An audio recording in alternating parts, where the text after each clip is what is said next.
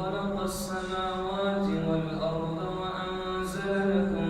وأنزل لكم من السماء ماء فأنبتنا به حدائق ذات بهجة ما كان لكم أن تنبتوا شجرها أإله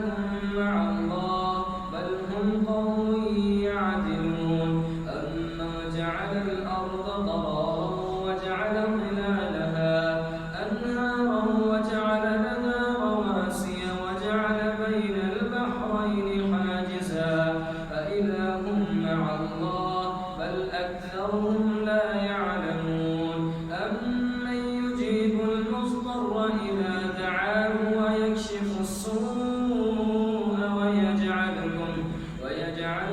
خلفاء الأرض أإله مع الله تعالى الله عما يشركون أمن يجيب المضطر إذا دعاه ويكشف السوء ويجعلكم خلفاء الأرض أإله مع الله قليلا ما تذكرون أمن يهديكم في ظلمات البر والبحر ومن يرسل الرياح بشرا بين يدي رحمته أإله مع الله تعالى الله عما يشركون أمن يبدأ الخلق ثم يعيده ومن يرزقكم من السماء والأرض أإله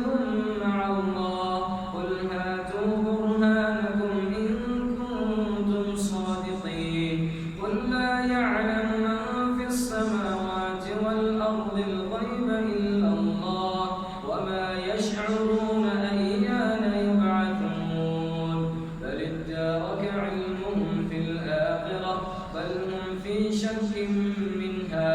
بل هم منها عمون وقال الذين كفروا أئذا كنا ترابا وآباؤنا أئنا لمخرجون لقد وعدنا هذا نحن وآباؤنا من قبل إن هذا إلا أساطير الأولين قل سيروا في الأرض فانظروا كيف كان عاقبة المجرمين ولا تحزن عليهم ولا تكن في ضيق مما يمكرون ويقولون متى هذا الوعد إن كنتم صادقين قل عسى أن يكون ردف لكم بعض الذي تستعجلون وإن ربك لذو فضل على الناس ولكن أكثرهم لا يشكرون وإن ربك ليعلم ما تكن صدورهم وما يعلنون وما من غائبة في السماء والأرض إلا في كتاب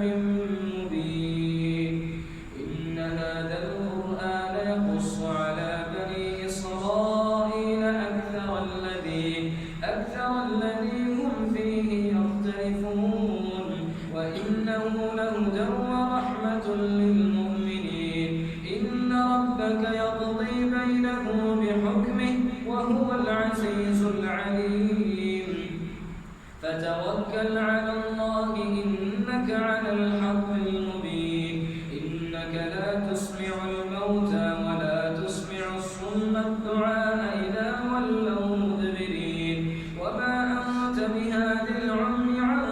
ضلالتهم إن تسمع إلا من يؤمن بآياتنا فهم مسلمون وإذا وقع القول عليهم أخرجنا لهم دابة من الأرض تكلمهم أن الناس كانوا بآياتنا لا يوقنون ويوم نحشر من كل أمة فوجا ممن يكذب بآياتنا فهم يوزعون حتى إذا جاءوا قال أكذبتم بآياتي ولم تحيطوا بها